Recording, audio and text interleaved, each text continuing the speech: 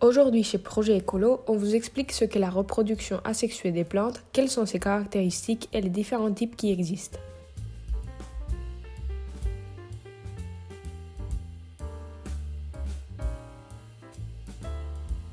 Qu'est-ce que la reproduction asexuée?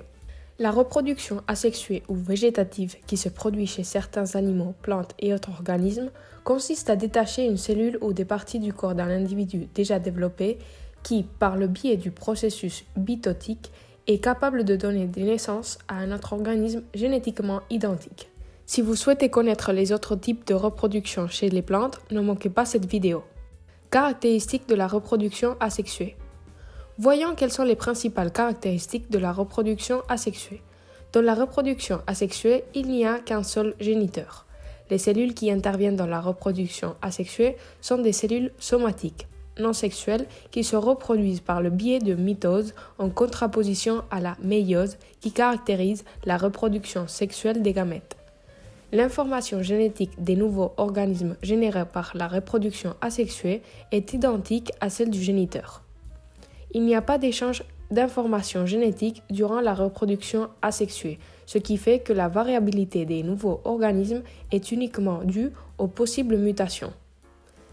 Par le biais de la reproduction asexuée, les organismes arrivent à économiser de grandes quantités d'énergie et ils sont capables de survivre et garantir l'extension et la perpétuation de leur espèce de manière plus directe que s'ils le feraient par le biais de la reproduction sexuée.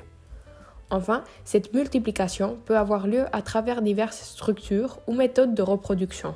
Alors, quels sont les mécanismes de la reproduction asexuée? Avant de continuer, on va vous mettre à l'épreuve. Laquelle des structures végétales suivantes transporte généralement l'eau et les nutriments des racines vers d'autres parties de la plante? A. Les feuilles. B. Les tiges. C. Les racines. D. Les fleurs. Réfléchissez bien. À la fin de la vidéo, vous aurez la réponse correcte. Découvrez-en davantage sur les parties d'une plante dans cette vidéo. Voyons maintenant les différents types de reproduction asexuée qui existent. Stolon. Des tiges fines et allongées se forment à la surface du sol, formant des racines espacées qui donneront plus tard un nouvel individu. Rhizome. Ce sont des tiges à croissance indéfinie qui se développent sous le sol ou au-dessus du sol et donnent naissance à des racines adventives à partir desquelles pousseront des nouvelles plantes. Bouture. Ce sont des portions ou des morceaux de tiges qui donnent naissance à un nouvel individu.